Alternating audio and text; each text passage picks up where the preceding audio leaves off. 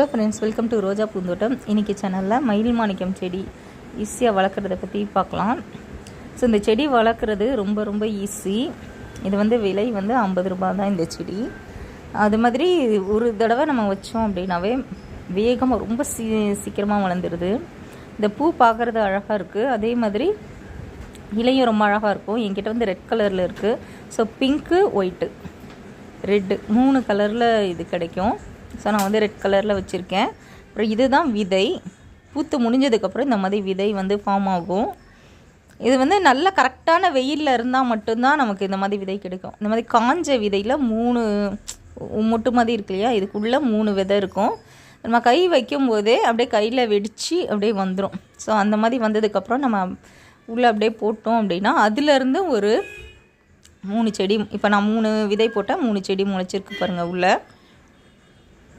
So அது விதையும் ரொம்ப சீக்கிரமாக முளைச்சிடும். இப்போ நம்ம இன்றைக்கி போட்டோன்னு வைங்களேன், மறுநாளே முளைச்சிரும்.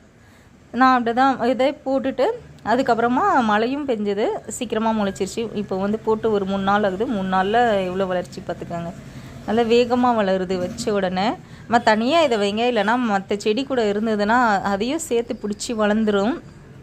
கொடி வகைகள்லாம் அப்படி தான். இது கொஞ்சம் செப்பரேட்டாக தான் நம்ம வைக்கணும். மற்ற செடி கூட வச்சோன்னா இதுவே எல்லா இடத்தையும் ஆக்கிரமிப்பு பண்ண மாதிரி அப்படியே பயங்கரமாக வளர்ந்துடும். ஒரு கயிறு மட்டும் போதும், அவ்வளோதான் வளர்கிறதுக்கு. அப்படி நம்ம என்ன ஷேப்பில் வளர்க்கணும் அப்படின்னு ஆசைப்படுறோமோ அந்த மாதிரி அந்த ஷேப்லேயும் வளர்த்துக்கலாம், நல்லாயிருக்கும். கட்டிங்ஸ் கூட நம்ம போட்டுக்கலாம். நல்லா முத்தின கிளையை கட் பண்ணி அப்படியே தண்ணிக்குள்ளே போட்டு வைங்க. இது மழை தண்ணி தான் வைக்கணும், நீங்கள் போர் வாட்டர்லாம் வச்சிடாதீங்க. கட் பண்ணிவிட்டு மழை தண்ணியில் போட்டு வைங்க. ஒரு வாரத்தில் நல்லா வேர் பிடிச்சிரும். அதுக்கப்புறம் நீங்கள் எந்த தொட்டியில் வேணால் நீங்கள் நட்டி வைக்கலாம், செடி சூப்பராக வளரும். ஸோ நான் அப்படியே நம்ம கட் பண்ணி தொட்டியில் வச்சாலும் வளர்ந்துருது. நான் அப்படியும் வச்சு பார்த்தேன். பட் அதில் வேர் பிடிக்க ஒரு 15 நாள் கிட்ட ஆகுது. இந்த மாதிரி சின்ன கட்டிங்ஸ்லாம் வச்சு வளர்த்தோம் அப்படின்னா 15 நாள் ஆகுது வேர் பிடிக்க.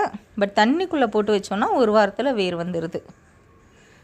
அதுக்கப்புறம் மற்ற கட்டிங்ஸ் எல்லாமே நல்லா சூப்பராக நல்லா வளர்ந்துட்டுருக்கு. பன்னீர் ரோஸ் கட்டிங்ஸ், அதுக்கப்புறம் பன்னீர் பட்டன் ரோஸ் கட்டிங்ஸ் எல்லாமே நல்லா இருக்குது. கட்டிங்ஸ் பொறுத்த வரைக்கும் ஒரு சொட்டு தண்ணி கூட அந்த இதில் தேங்கி நிற்கக்கூடாது தொட்டியில். அப்போ தான் நமக்கு வேரல்கள் இல்லாமல் கட்டிங்ஸ் நல்லா வளரும். எல்லா செடியுமே நல்லா இருக்குது. அதாவது வெயிலும் அதிகமாக படக்கூடாது. கட்டிங்ஸ்லாம் பட்டுச்சு அப்படின்னா செடி காஞ்சி போயிடும். அப்புறம் சாமந்தி எல்லாமே நல்லா சூப்பராக வளர்ந்துட்டு வருது இப்போது. ஸோ சாமந்தி இனிமேல் சீசன் வந்துடும், மொட்டெல்லாம் வைக்க ஆரம்பிச்சிடும். எனக்கு ஹைப்ரிட் இந்த செடி இப்போ தான் கொஞ்சம் நல்லா வளர ஆரம்பிச்சிருக்கு. ஒயிட் கலர் சாமந்தி, எல்லோ கலர் சாமந்தி, அந்த நாட்டு வெரைட்டிலாம் மொட்டே வச்சிருச்சு. பட் இது இன்னும் எனக்கு மொட்டு வைக்கல. ஸோ செடி நல்லா வளர்ந்துட்டுருக்கு. பார்ப்போம் இதோட மொட்டு எப்போ வைக்கிது அப்படின்னு சொல்லிட்டு. ஸோ செடி கொஞ்சம் வளர நான் அதை கட் பண்ணி இன்னும் அதை கட்டிங்ஸ் போட்டுட்டு தான் இருக்கேன் செடியை பொறுத்த வரைக்கும்.